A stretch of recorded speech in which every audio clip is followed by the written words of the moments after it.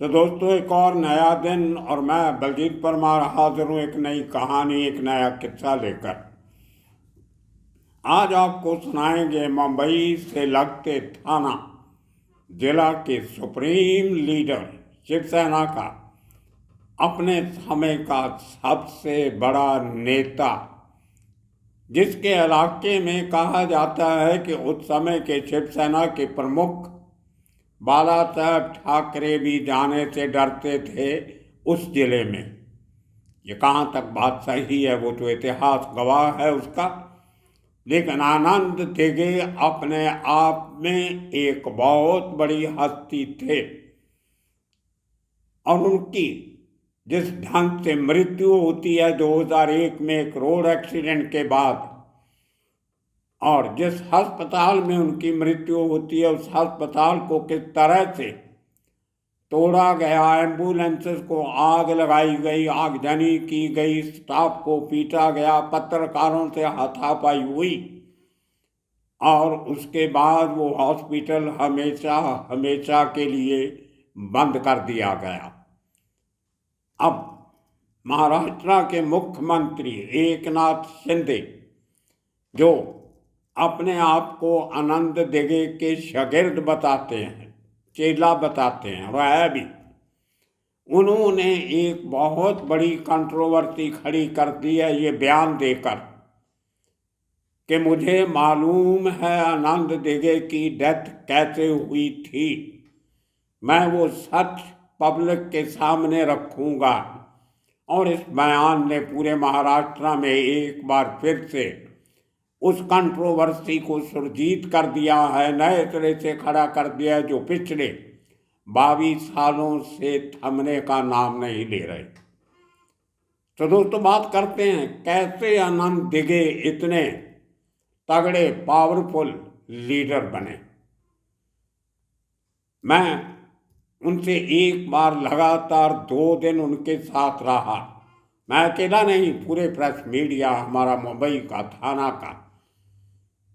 और वो इंसिडेंट था थाना के पास एक कल्याण जगह, कल्याण शहर है, उसके नज़दीक एक हाजी मलंग दरगाह है।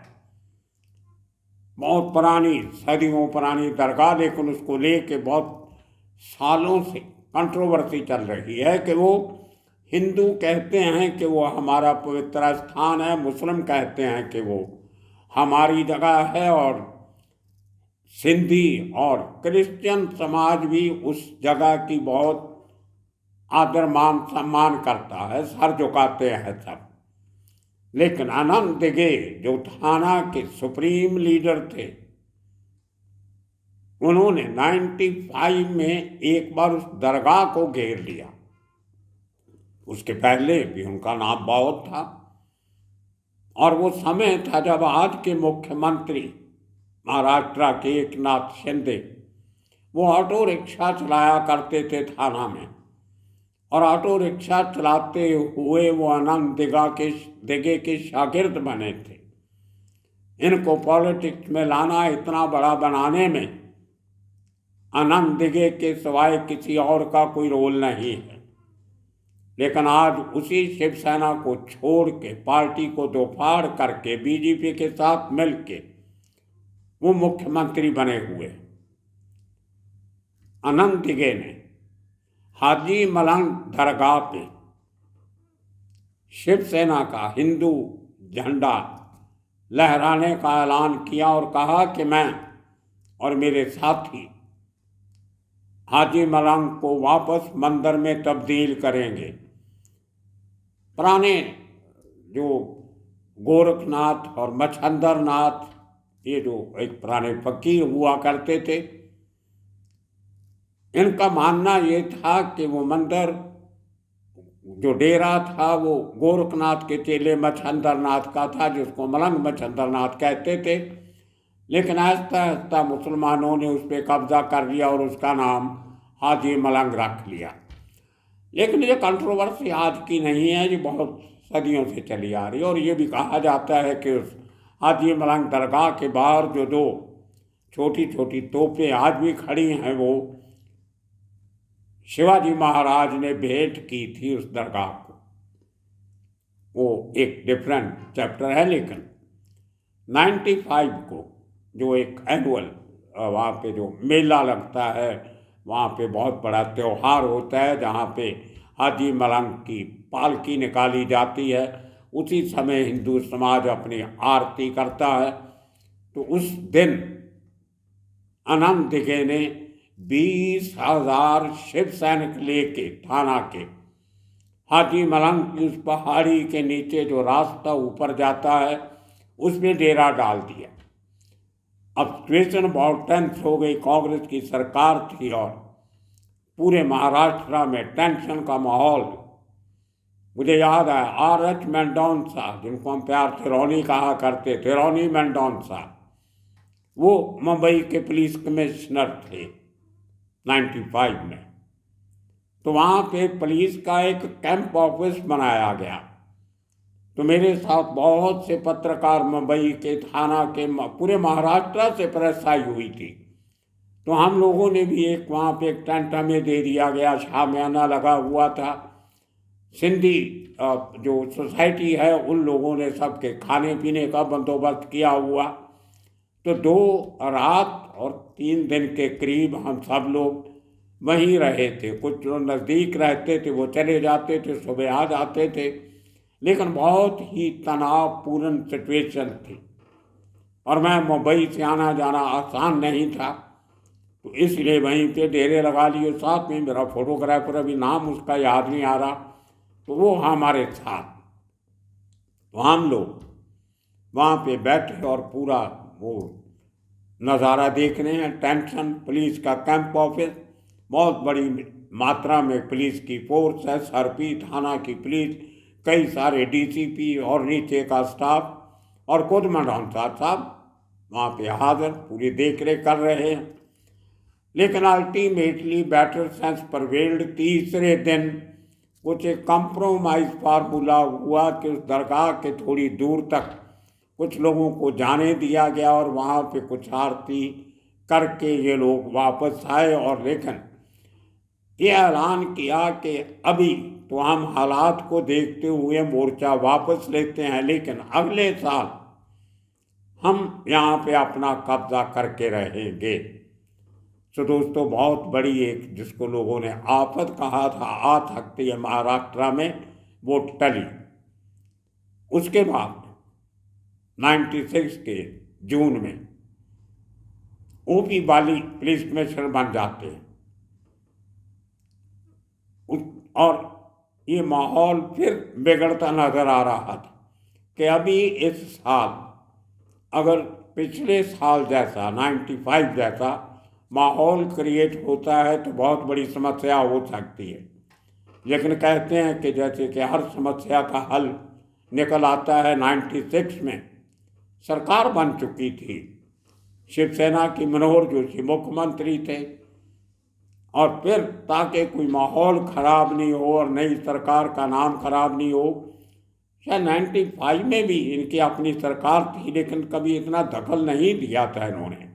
95 में सरकार बन गई थी, लेकिन 96 में माहौल को ठीक रखने के लिए खुद मनोहर जोशी और बाला साहब ठाकरे पहली बार थाना में गए और इन्होंने खुद उस आरती में हिस्सा लिया और अनंत दिघे को कोई गड़बड़ करने का या अपनी ताकत का मुजाहरा करने का मौका नहीं दिया।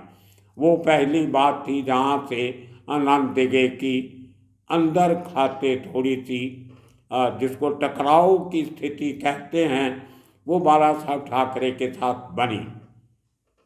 ये जो हमारे पुराने इतिहासकार हैं मुंबई के, उनसे बात हुई तो पता चला। लेकिन क्योंकि हालात टेंस थे, कभी भी हालात खराब हो सकते थे, इसलिए आज मैंने उस समय के पुलिस कमिश्नर ओम प्रकाश बाली, जो बाद में महाराष्ट्र के DGP director general of police भी रहे, उनसे बात की। उन्होंने बताया कि हालात को देखते हुए अपने इलाके में शांति रखने के लिए मैंने, मतलब बाली साहब ने, OP बाली जी ने आनंद दिघे को NSA के लिए नीचे डिटेन कर दिया, नेशनल सिक्योरिटी एक्ट लगा के उनको अरेस्ट किया और नासिक जेल भेज दिया। और उस साल वो कोई गड़बड़ होने से फिर माहौल बच गया।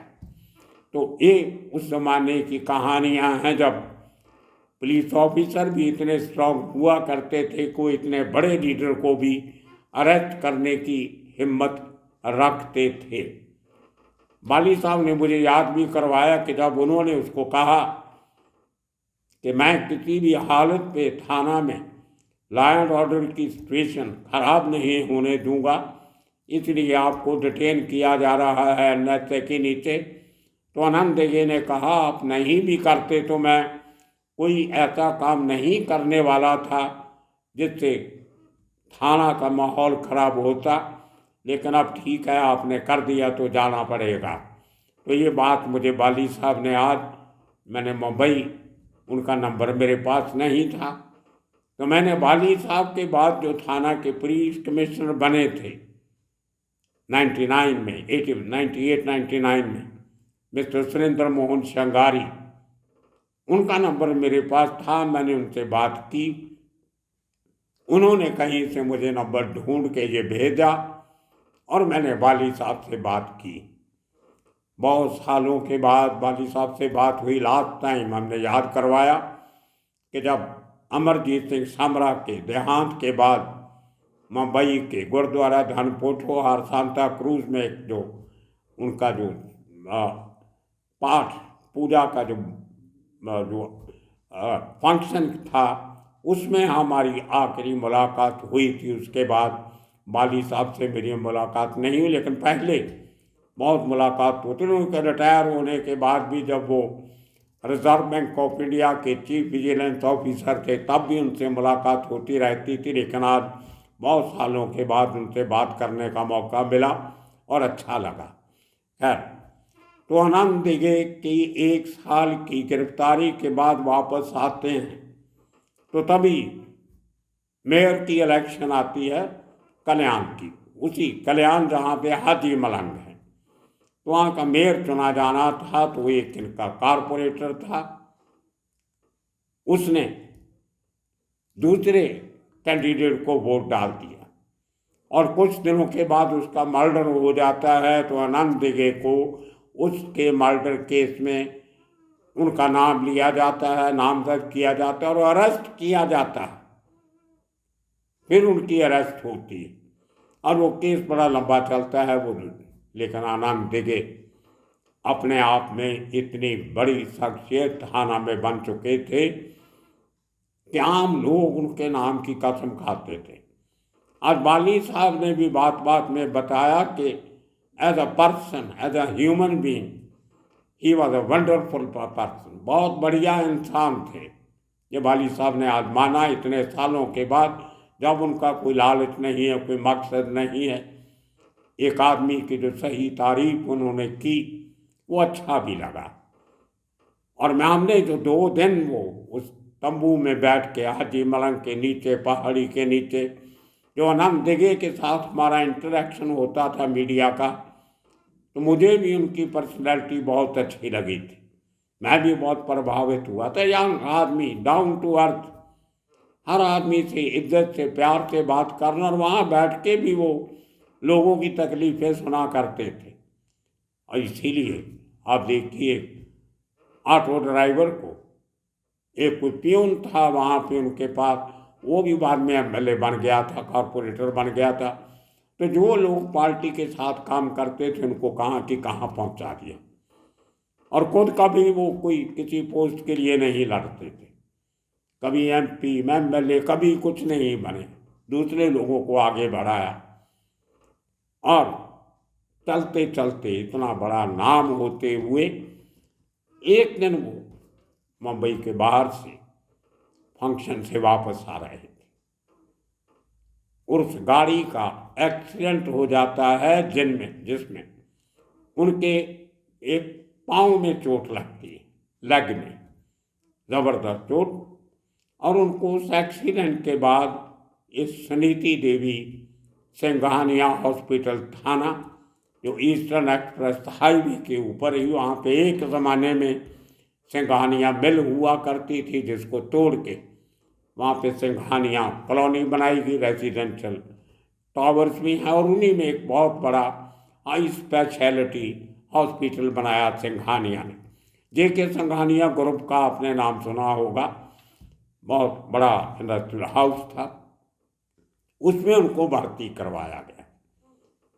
आनंद दिघे चेन स्मोकर थे, सिगरेट बहुत पिया करते थे, एक बुझती नहीं थी दूसरी लगा लेते थे, ये उनकी आदत थी। अपने आप को शायद बिजी रखने का यही तरीका था, और उसके चलते हुए उनको हार्ट की प्रॉब्लम कही जाती है। ये बात नारायण राणे ने एक बार इंटरव्यू में कही थी। उन्होंने कहा था कि जब एक्सीडेंट के बाद वो हॉस्पिटल में थे, सिंघानिया हॉस्पिटल में, तो वो उनके साथ थे। उन्होंने भी यही बात कही कि वो चेन स्मोकर थे, इसलिए डॉक्टर्स उनका हार्ट जो था वो रिवाइव करने में दिक्कत आ रही थी। ऑपरेशन हुआ, ठीक हो गया था। उसी दिन डॉक्टरों ने कहा कि इनको रिलीज कर दिया जाएगा, अब आनंद दिघे साहब बिल्कुल ठीक हैं। ये बात मैं इसलिए बता रहा हूँ कि जो 22 साल के बाद भी कंट्रोवर्सी चल रही है कि उनकी डेथ, मृत्यु कैसे हुई, वो इसी बात को लेके हो रही है कि जब डॉक्टर्स ने सुबह 10:30 बजे ये बुलेटिन इशू किया कि आनंद दिघे जी ठीक हैं, उनका ऑपरेशन सक्सेस हो गया है, और एक आध दिन में कल उनको या आज शाम को या कल उनको घर जाने की इजाज़त दे दी जाएगी, तो उसी रात को लेट नाइट ऐसा क्या हो गया कि उनकी डेथ होती है, ये बात लोगों को हजम नहीं हुई। आपको बता दें कि 25 अगस्त 2001 को जो एक्सीडेंट हुआ था, उसी रात को उनका ऑपरेशन हो जाता है, जिसको डॉक्टर कहते हैं ठीक हो गया। 26 के दिन उन्होंने रिकवर किया, 27 को उनकी हालत और सुधरी, और 28 को उनको डॉक्टर्स ने कह दिया था कि एक आध दिन में घर जा सकेंगे। लेकिन उसके बीच इतने दिन 25 से लेके 28 तारीख तक रात तक हजारों शिव सैनिक उस हॉस्पिटल के बाहर सड़कों पे, फुटपाथों पे उनके नाम की दुआ कर रहे थे, आरतियां कर रहे थे, पाठ पूजा कर रहे थे। घर नहीं गए लोग, हजारों की गिनती में मेला लगा हुआ था, हमारा पूरा मीडिया वहाँ पहुँचा हुआ था। रोज नए नए वहाँ पे लोगों की पूजा करने के तरीके, उनकी नारेबाजी, आनंद दिघे जिंदाबाद, आनंद दिघे हम तुम्हारे साथ हैं, इस किस्म के और बहुत सारे नारे। ऐसा लगता था जैसे कोई बहुत बड़ा कोई फंक्शन हो रहा है जिसमें लोगों को बुलाया गया है। जितनी भीड़ उनके अच्छे होने के लिए दुआ करने वालों की वहाँ थी, उतनी तो आजकल के पॉलिटिशियन की पॉलिटिकल रैली में नहीं होती, ये हम सब ने देखा हुआ है। खैर, नारायण राणे उनकी मौत के कुछ समय पहले तक उनके साथ थे। जब उनको हार्ट अटैक पहला आया शाम को, तो उन्होंने कमरे से बाहर निकल के नारायण राणे ने बाला साहब ठाकरे जी को फ़ोन किया कि उनको हार्ट अटैक आया है, हालत थोड़ी बिगड़ती लगती है। उसके कुछ देर पहले बाला साहब ठाकरे ने अपना ऑपरेशन डॉक्टर नीतू मणके से करवाया था। नीतू मणके ने बाला साहब का ऑपरेशन किया था जो कामयाब हुआ था। उनके बाद उनका मुंबई में बहुत नाम हो गया था, और शिवसेना सरकार ने उनको ओशीवारा एरिया में, वर्सोवा एरिया में एक बहुत बड़ा प्लॉट दिया था हार्ट स्पेशलाइज्ड हॉस्पिटल खोलने के लिए, और उन्होंने भी हॉस्पिटल खड़ा भी कर लिया था 8-9 फ्लोर का, डॉक्टर नीतू मटके हॉस्पिटल। लेकिन अनफॉर्चुनेटली वो बात आपको थोड़ी देर के बाद बताती। तो नीतू मटके को बाला साहब ने कहा कि आप इमीडिएटली मुंबई से निकलिए और थाना जाइए, आनंद दिघे जी को हार्ट अटैक आया, आप मुंबई के सबसे बड़े हार्ट सर्जन हो और हमारे उस नेता का ख्याल रखिए। लेकिन अनफॉर्चुनेटली डॉक्टर नीतू मडके के आने के पहले दूसरा अटैक शरद दिघे को होता है और वो दम तोड़ देते। तो ये खबर भी नारायण राणे, जो आजकल बीजेपी के मंत्री हैं दिल्ली में, उस समय शिवसेना में हुआ करते थे, बाद में कांग्रेस में चले गए, आजकल बीजेपी, उन्होंने ये खबर फिर बाल ठाकरे को दी कि अनंत दिघे इज नो मोर, और उसी समय डॉक्टर नीतू मडके वहाँ पहुँच जाते, लेकिन काम खत्म हो चुका था। जैसे ही ये खबर, और शिवसेना के सब बड़े लीडर वहाँ मौजूद थे, और जैसे ही नीचे हजारों लोग जो वहाँ इंतज़ार कर रहे थे, उनको बताया गया कि आपका हरमन प्यारा नेता अब इस दुनिया में नहीं है, तो थोड़े समय के लिए तो पिन ड्रॉप साइलेंस, ऐसे लगता था जैसे काटो तो किसी में खून नहीं, एकदम शांति, चुप। और उसके थोड़ी देर के बाद लोगों का रोना भी सुना गया, लोगों का गुस्सा भी देखने को मिला, नारेबाजी हुई, और कुछ लोगों ने बड़े शिवसेना लीडर्स के सामने हुल्लड़बाजी शुरू कर दी। वहाँ हॉस्पिटल के नीचे जो कार पार्किंग में गाड़ियाँ खड़ी थी, उनको आग लगानी शुरू कर दी, एम्बुलेंसेस को आग लगा दी, और पुलिस ने बड़ी मुश्किल से बड़े लीडरों को वहाँ से निकाला। प्रेस वालों को भी चोटें आई, उनसे बुरा सलूक किया गया, लेकिन लोग गुस्से में थे। आप जब पब्लिक फ्यूरी होती है तो कोई फोर्स वहाँ पे कुछ नहीं कर सकता। और उसके बाद जो उन्होंने हॉस्पिटल में तोड़ फोड़ की, वो तस्वीरें मैं आज भी जब देखता हूँ तो जब याद आती है तो बहुत डर लगता। कैसे मरीज अपने, किसी के पाँव में प्लास्टर लगा, किसी के हाथ में कुछ, हॉस्पिटल के बेड से उठ उठ के मरीज भाग रहे हैं, वो बहुत दिल को दहलाने वाला मंजर था।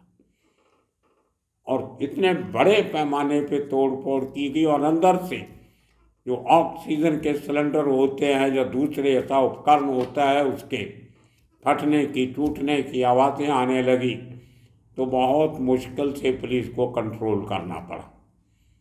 ये अपने आप में ना भूलने वाला एक सीन था जो किसी की ज़िंदगी में नहीं आना चाहिए। खैर, और उसके बाद दिघे साहब को रखा गया, दूसरे दिन उनका संस्कार किया गया, लेकिन ये कंट्रोवर्सी खड़ी हो गई। लोगों का ये मानना था, उनको चाहने वालों का, कि उनको मारा गया है। There is a political conspiracy.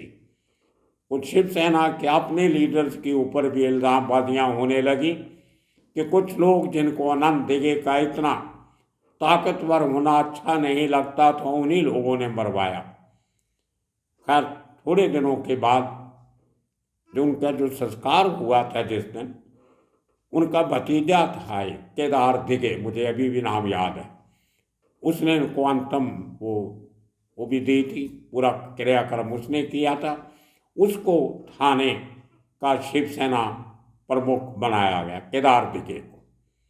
वो आज भी शायद पार्टी में कुछ हैं, लेकिन उसके बाद फिर एकनाथ शिंदे ने लीडरशिप संभाल लिया, और फाइनली एक बड़ा हिस्सा अपने साथ लेके शिवसेना को तोड़ के अलग होके महाराष्ट्र के मुख्यमंत्री बन गए। अपने ही शिवसेना के मुख्यमंत्री उद्धव ठाकरे, जो बाल ठाकरे के बेटे हैं, उनको हटा के, और आज वही एकनाथ शिंदे कहते हैं कि इसकी पूरी कॉन्स्पिरेसी क्या थी वो मैं बताने जा रहा हूँ थोड़े दिनों में।